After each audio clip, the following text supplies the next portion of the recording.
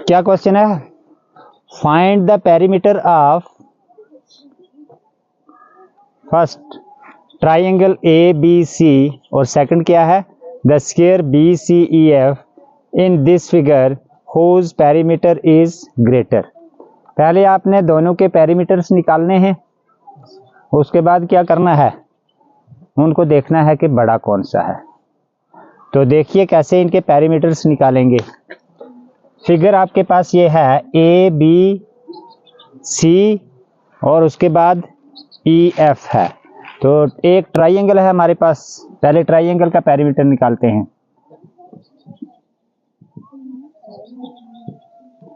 Perimeter of triangle A B C is equal to, तो perimeter का मतलब होता है बाउंड्री का डिस्टेंस कितना है। यानी यहां से हम अगर ए से चलेंगे बी तक और बी से सी तक और सी से ए तक कितना डिस्टेंस कवर हुआ है, तो ये क्या हो जाएगा? इस ट्राइंगल का पेरीमीटर। तो वैल्यूज पुट करेंगे यहाँ पे इसी तरीके से, जैसे A B plus B C plus C A, तो इनकी वैल्यूज पुट कर लेंगे is equal to A B क्या है? 3 से 2/8, 3 से 2/8 प्लस बी सी क्या है?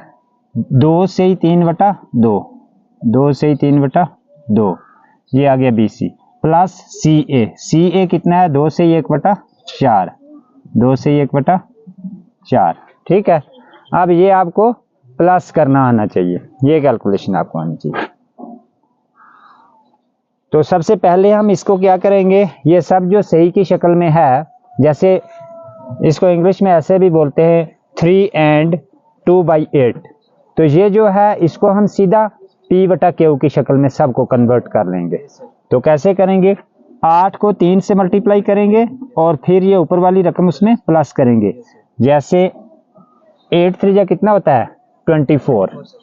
ठीक है, 24 प्लस 2 वटा में यही 8 जो है वटा वाली रकम वो लिखते हैं। सभी को इसी तरीके से लिखते हैं। चलो, प्लस 2 2 4 प्लस 3 वटा में 2। ठीक है, ऊपर ओए, ऊपर ध्यान से इधर समझे, पीछे आराम से बैठो और इधर ध्यान दो। प्लस 4 2 कितना होता है? 8, 4 2 8 प्लस 1 करेंगे वटा में 4 करेंगे।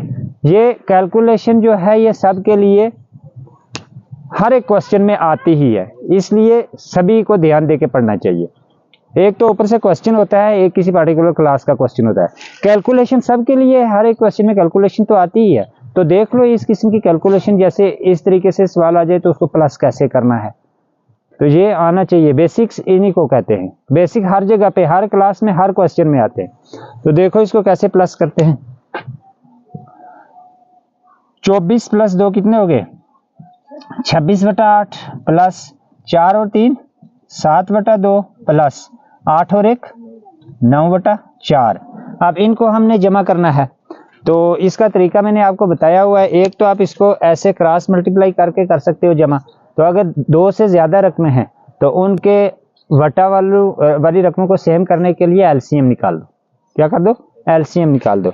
तो इसका और इसका हम एलसीएम निकाल लेंगे।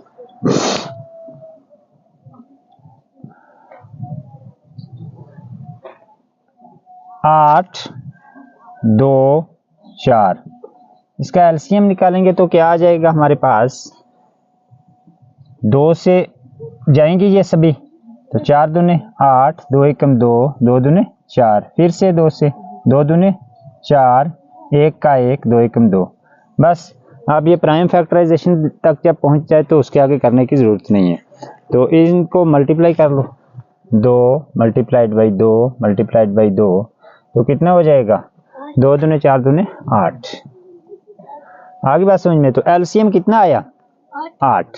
अब हमने इसको भी 8 के बराबर करना है, इसको भी।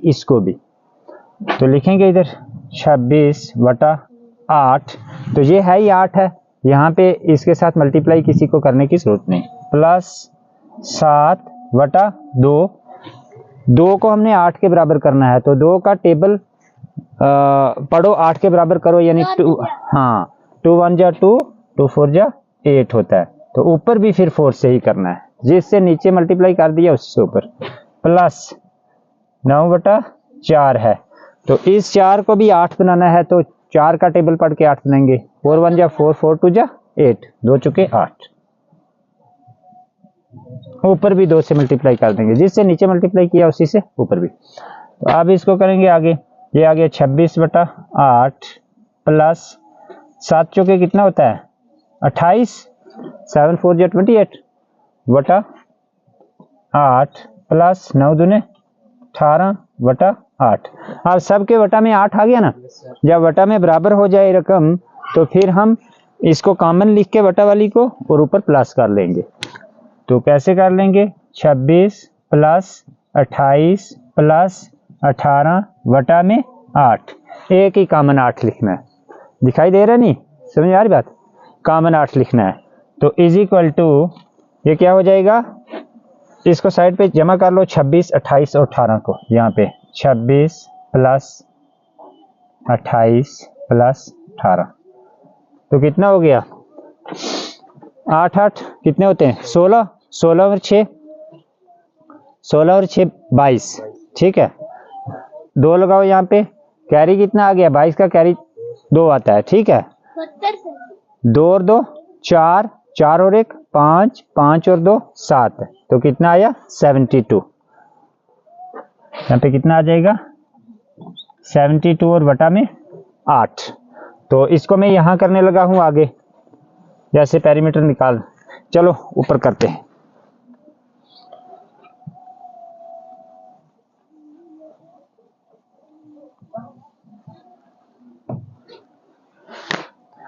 तो कितना आ जाएगा पेरीमीटर 72/8 है। तो इसको काटते चलो, जैसे 2 से ये कटता है तो 4 दूने 8, 3 दूने 6, एक आगे डाला तो कितने बन गए 12, 6 दूने 12, 36/4 आया 36/4। तो फिर से 2 दूने 4, 2 एकम 2, एक जो बचा उसको आगे डाला, बन गए कितने 16, 8 दूने 16। मैं आपको ये छोटा छोटा करके इसलिए करवाता हूँ कि ये आपको कैलकुलेशन आ जाए, तो ये इंपॉर्टेंट कैलकुलेशन है इस तरीके से करनी। तो ये आ गया 18/2, तो इसको काट दो, 9 दूने 18। तो फाइनली हमारे पास पेरीमीटर क्या आ गया 9 पेरीमीटर, 9 सेंटीमीटर था ना, सेंटीमीटर। तो पेरीमीटर ऑफ ट्राइंगल आप ऐसे लिख सकते हो इसको, therefore perimeter of triangle ABC is equal to 9 centimetre, ठीक है। अब हम किसका पेरीमीटर निकालेंगे, ये BCEF, ये एक स्क्वायर है हमारे पास, ये क्या है स्क्वायर दिया हुआ है,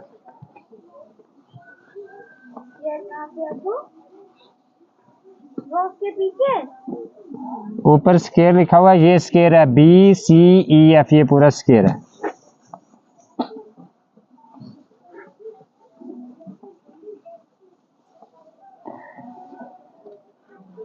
अब हम निकालेंगे पेरीमीटर ऑफ